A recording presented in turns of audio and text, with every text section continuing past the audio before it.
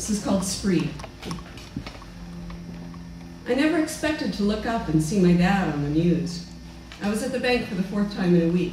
They kept screwing up my account, and it was on the TV behind the tellers. I didn't recognize him. Why should I? His back was to the camera. But somehow it feels like failure, like a blood betrayal. Something inside me, some shared strand of DNA, should have stood up and made me pay attention. Of course I watched, just like everyone else. I was curious. I should have recognized my own father, the way he moved across the stream. I should have known it was him. Before then, I had a picture of him in my head, or the picture in my head matched a photo I keep on my bookshelf. In the photo, the brim of his hat shadows his eyes, but you can see his mouth. He's smiling, showing the gap where he lost the tooth. In a bar fight, he said. Though I found out later it was just something dumb. Just coming around a corner too fast and not seeing the door. You lose teeth on the floor of a bar, not in the carpeted hallway of an office building in an office park. He thought so anyway, and so did I. I'm my father's daughter, and I'd rather lose a tooth in a bar fight any day. Just try me. He looks good in the photo, that smile and the hat, one of his cowboy hats, the working hat that had molded to his head over the years. A good hat is important, Daddy said. And I ate that up too, along with bar fights and romance and this picture of him and me, his hand resting on my neck, the sun cutting across our faces, and I'm squinting. No hat for me, not yet. I'm squinting and starting to turn my face toward him. I'm just about to ask him something, but his eyes are on the camera, or the person behind the camera. I can't see his eyes, but I remember that. He never looked away when Mom was around. I should have had a hat too. I have one now. I have 5 or 6 of them for different kinds of weather and different shades of anxiety. He didn't when he walked into the Walmart, and maybe that was the problem. He didn't have a hat to shade his eyes, and when all those TVs shone out at him, row after row after row, I think it must have been blinding, the shine of it sending messages right into his brain like shards of sunlight, and I couldn't exactly blame him for any of it. Mom's been gone for almost 10 years now. She's remarried and has a whole other family. They go to church together, and he's a manager of a store or a warehouse, something. She doesn't go anyplace she needs a hat. She has the minivan and crisp high heels, and I can hear her nylon swishing when she drops by, the jingle of the car keys and the buckle on her purse and the swish, swish of her nylon legs. But if you ever saw them together, you'd know they loved each other.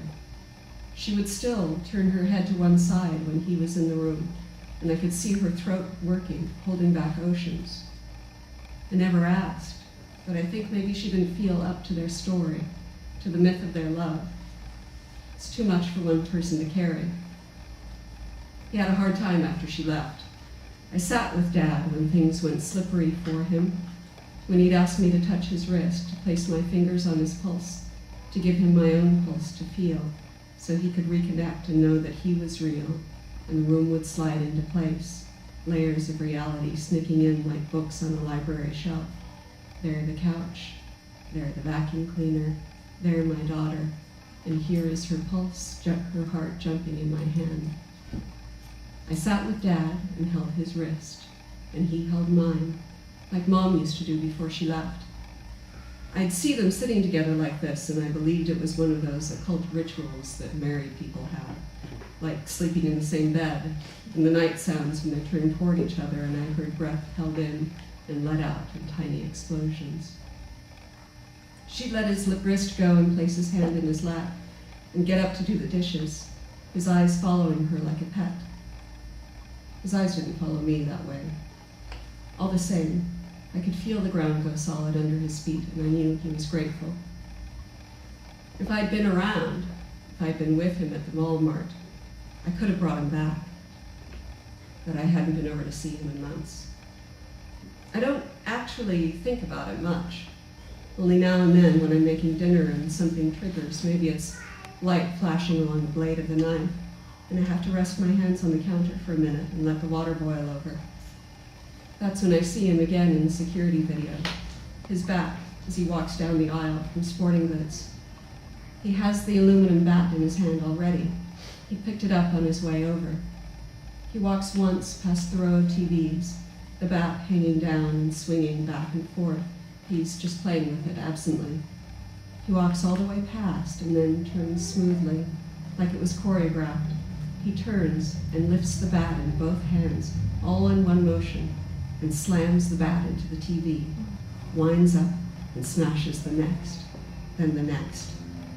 He makes a little flourish with the bat. I've seen that before, out back of the house. I'm holding the ball down between my legs, nodding at the invisible catcher behind Dad, and he's standing at the plate. He twirls the bat behind his head, showing me he's not worried for a second. He's going to smash it out of the park. That's when I know he's loving this. The chemicals in his brain are singing, and bam, bam, bam. One TV after another smashed, shards jumping up with every glorious explosion. Dad's on his high. He's got stars in his eyes, and he's only one step away from seeing the face of God. He wasn't ever dangerous. He was magnanimous. He was doing us all a favor. Anyone came up to him then, he'd have taken off his shirt to cover them. They only show the video of the smashing on the news. They don't show what came after, but I saw the whole thing in chambers with the judge. Everyone was watching me carefully. I felt their eyes on me, but I didn't know what they were waiting for. I wanted them to shut their eyes. The attention blared at me like a siren.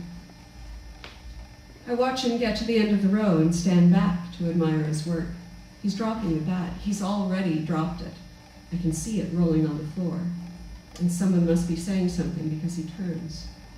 I can see his profile, though it's just about impossible to make out his expression on this shitty security feed. But I know he's smiling. He's smiling, and he turns like a teacher turning toward a student who's asked a question. And then he steps back. That's the first shot, someone said. Someone was speaking in that terrible little room, but I couldn't look away to see who it was. On the video, it looks sort of casual. He steps back, and then he sits down. I could see him trying to get back up, sort of scrabbling his hands around, but he can't. That's when the cop comes into frame, his gun out in that cop posture, both hands holding the gun. You can't tell when he squeezes the trigger again, and there isn't that jump like you see in the movies. Dad just falls over. I should hate that cop. I should hate him, that he's just a kid. In the courtroom, he looked like he was seconds away from pissing himself.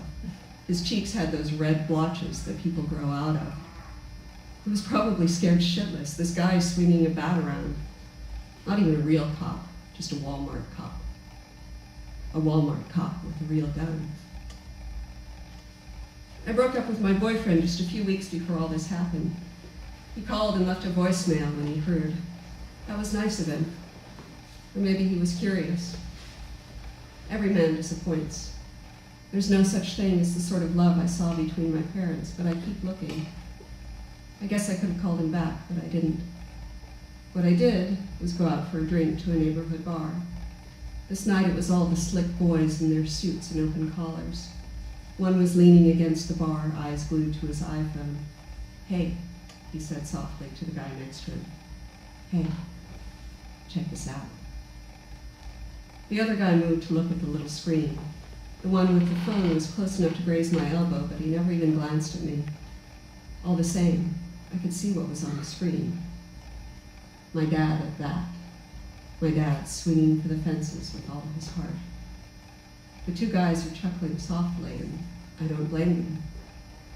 If I had been a better daughter, maybe I would. Maybe I should have stood up and knocked out their teeth. But this is all I had to work with.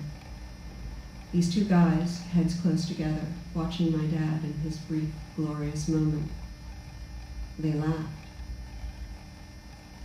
I laughed, too, in the bank. I saw the man smashing TVs in the Walmart, and I thought, how perfect. How American. Crazy fucker. And then it was my turn at the teller.